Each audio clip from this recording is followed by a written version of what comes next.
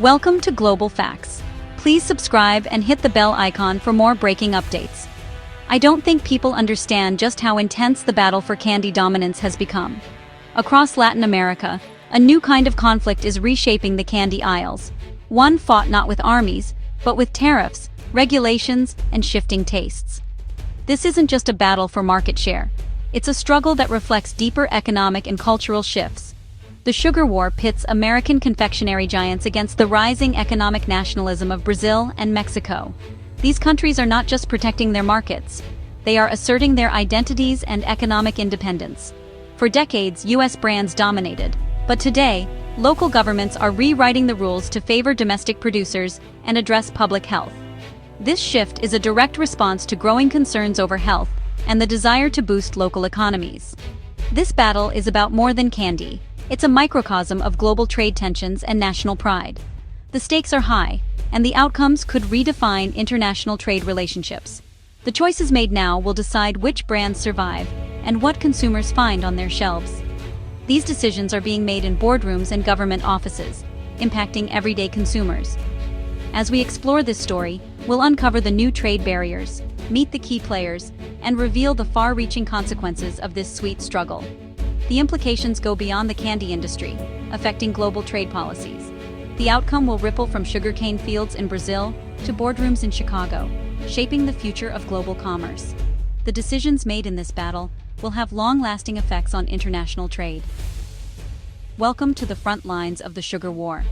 This is where the future of candy, and perhaps even global trade, will be decided. For decades, American candy once reigned supreme in Latin America, fueled by massive marketing campaigns that reached every corner of the region. U.S. brands were everywhere, on billboards, in TV commercials, and even in the hands of beloved local celebrities. This surge was powered by a booming middle class eager to embrace global trends and indulge in the sweet, colorful treats that symbolized modernity and prosperity.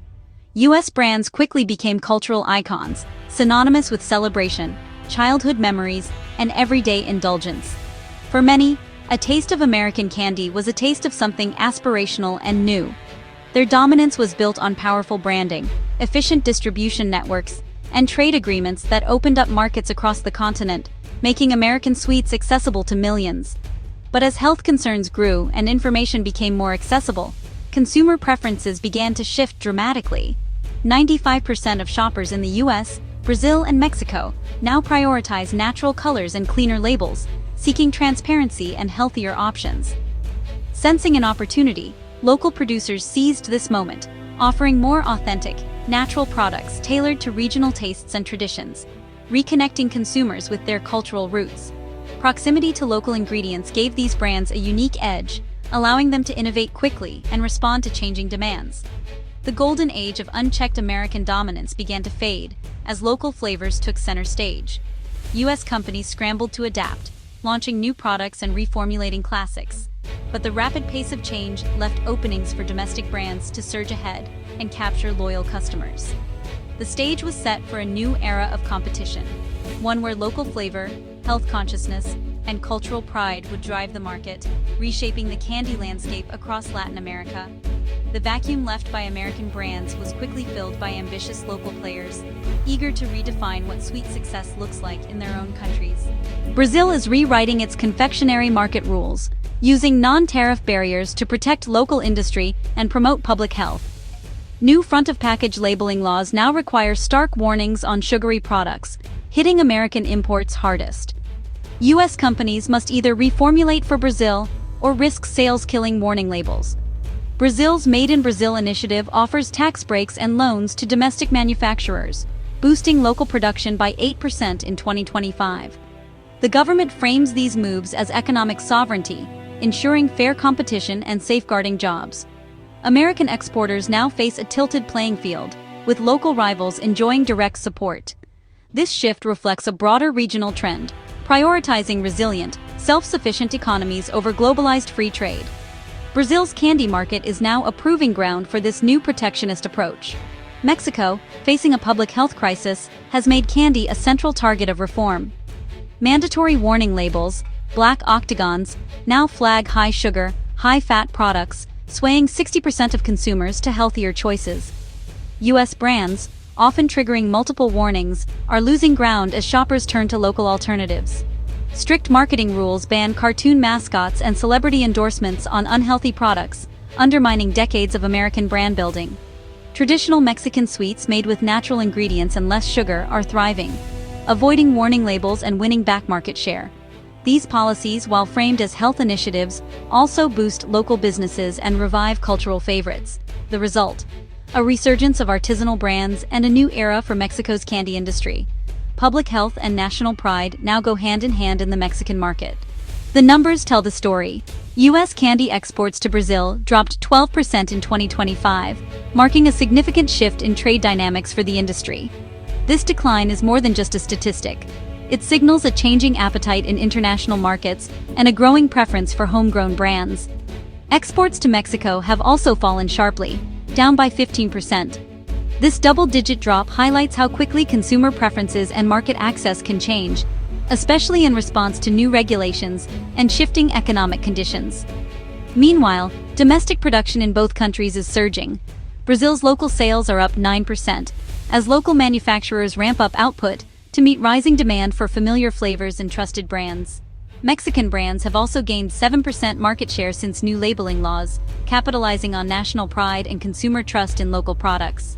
Supermarkets are dedicating more shelf space to local products, reflecting changing consumer demand and a growing emphasis on supporting domestic businesses. The market is pivoting toward healthier options. Consumers are reading labels more closely, seeking out treats with less sugar and more natural ingredients. Sugar-free and low-sugar candies are booming, with sales climbing as health trends influence purchasing decisions. This growth is driven by new sweeteners and reformulations, as brands race to innovate and meet evolving health standards. Limited-time offers, LTOs, remain a growth avenue, enticing shoppers with seasonal flavors and exclusive releases. But these promotions succeed only when tailored to local tastes. Rainbow colors in Brazil, for example, have become a symbol of fun and celebration. In the U.S., patriotic themes resonate strongly, especially around national holidays, driving spikes in sales for themed products. The era of one-size-fits-all global candy is over. Consumers now expect products that reflect their culture and preferences. Success now depends on localization and innovation, with R&D teams working overtime to create unique flavors and packaging that stand out. Data shows that even in a tough regulatory climate, where compliance is more complex than ever, brands that adapt can still find opportunities.